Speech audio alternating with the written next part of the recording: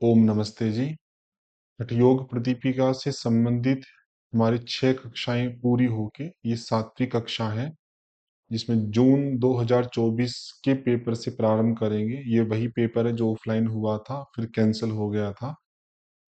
तो निम्न में से श्रम हरम चित्त विश्रांति कारणम, ये कौन सा योगाभ्यास माना जाता है? तो थकावट को दूर करने वाला श्रम हरम, चित्त को शांत करने वाला। स्पष्ट हमें पता है शवासन के लिए ही कहा जाता है कि शवासन करने से एक तो थकावट दूर हो जाती है और जो चित्त है हमारा वो शांत हो जाता है।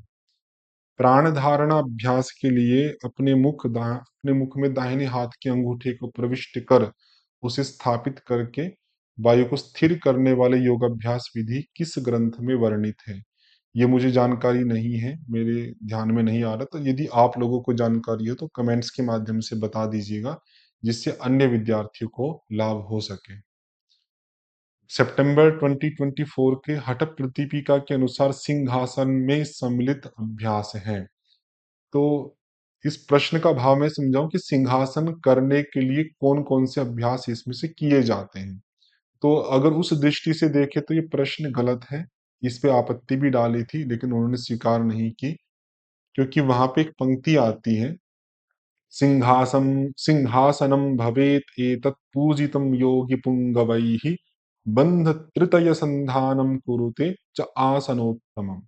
तो 3 बंधों के संधान को ये सरल करता है। ये मैंने पढ़ा था, तीनों बंधों के अभ्यास को ये सरल बनाता है। तो अब 3 बंध ऐसा लिखा है और इन्होंने उसको प्रक्रिया में ही एक्सेप्ट कर लिया है। तो जैसा भी है अब वही आप ध्यान रखिएगा।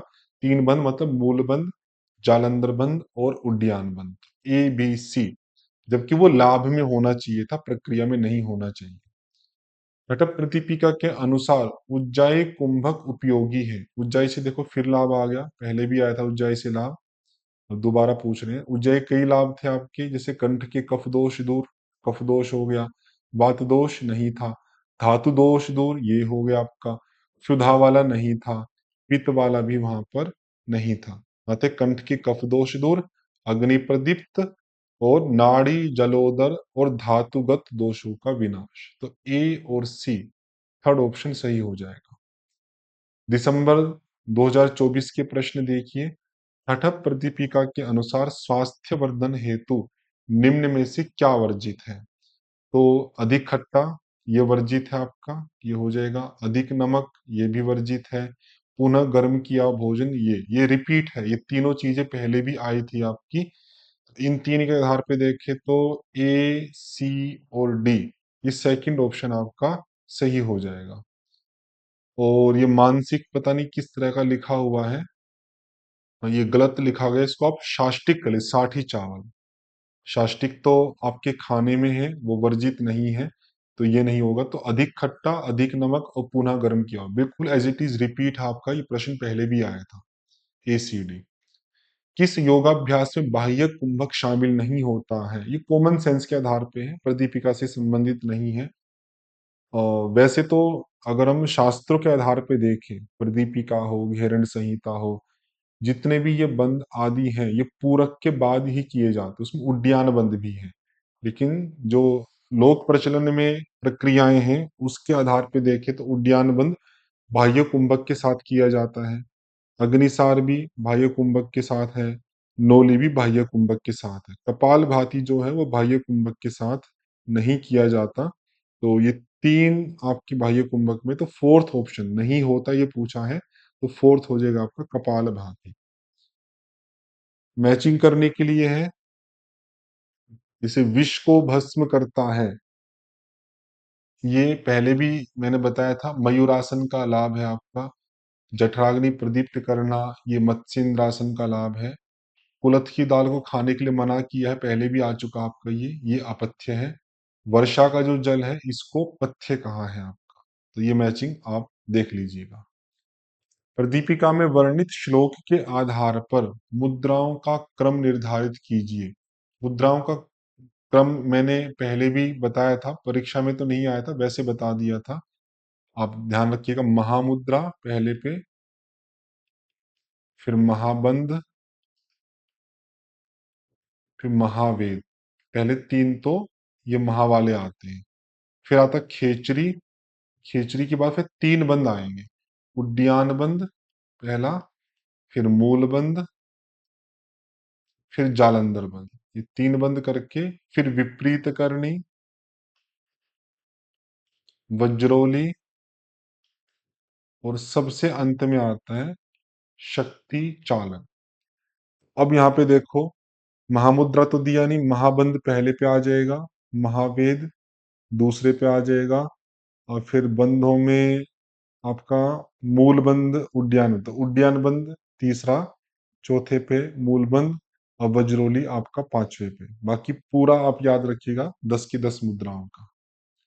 मनोमनी अवस्था ही एकमात्र अवस्था है, यह कथन प्रदीपिका के किस उपदेश के किस श्लोक में आया है? वैसे तो प्रश्न बहुत कठिन है, लेकिन एक दृष्टि से देखो तो सरल भी है। एड्रेस तो कौन याद करेगा, प्रैक्टिकली पॉसिबल नहीं है, कितने सारे ग्रंथ हैं। लेकिन आप उसके अध्याय से आप एलिमिनेशन कर सकते हैं। पहले अध्याय में नहीं है, दूसरे में नहीं है, चौथे में नहीं है, तो तीसरे में आ गया। ये प्रश्न बहुत कठिन हो जाता है यदि तीसरे अध्याय की ही कई ऑप्शन दे देते नजदीक नजदीक के। तो वहां पे आता है एकम सृष्टिमयम बीजम, एका मुद्रा चखेचरी, एको देवो निरालंब, एका अवस्था मनोमणि, कि एक अवस्था ही मनोमणि है। तो जो बुक मेरे पास है उसमें 354 दिया है, लेकिन यहाँ पे 53 दिया है, तो बेटर ऑप्शन यही है, इसको ही चूज किया जाए। हठयोग प्रदीपिका में प्राणायाम जन्य श्रम से, मतलब प्राणायाम करने से जो थकावट हुई, उससे जो पसीना आया, तो कहा जाता है कि उस पसीने को साफ न करके उसका शरीर पर मालिश या मर्दन करना चाहिए। तो उसके क्या लाभ होते हैं, ये इन्होंने पूछा है। तो वहां पे आता है जलेन श्रम जातेन गात्र मर्दनमाचरेत दृढ़ता लघुता चाहिए। दो आपके लाभ दिए हैं, एक दृढ़ता कि शरीर जो है वो मजबूत हो जाएगा, एक लघुता शरीर में हल्कापन आ जाए। तो बी और डी फोर्थ ऑप्शन सही हो जाएगा। हठ प्रदीपिका श्लोक के अनुसार स्वास्थ्य विरोधी अपथ्य कारकों को अनुक्रम में, अपथ्य का क्रम इन्होंने पूछा है। ये क्रम मैंने आपको बताया था, कटु, अम्ल, तीक्ष्ण, लवण, उष्ण, ये है जो नहीं दिए यहाँ पर। हरित शाक ये पहला दिया, तो हरित शाक आ गया। सौवीर जो खट्टी भाजी बोलते, तैल, तिल, फिर सरसप, ये सरसों दूसरा आ गया आपका। मध्य मत्स्यान वो नहीं दिए हैं। आजादी मांस वो भी नहीं दिया है। दधी ये तीसरा आ गया आपका। तक्र, कुलत, कोल, पिन्याक, हिंगुल, हिंगुल मतलब आपका हींग, हिंग हो गया हिंगु, ये चौथे पे आ गया। फिर लहसुन ये पांचवे पे आ गया। तो इस तरह से क्रम आपका बनेगा, बाकी और भी याद कर लीजिएगा। तो ये प्रश्न भी आपके पूरे हो गए घट प्रदीपिका का। और बाकी जो है घेरण संहिता इत्यादि, उनकी व्याख्या हम अगली कक्षा में करेंगे। इसमें इतना ही रखते हैं। ओम शम।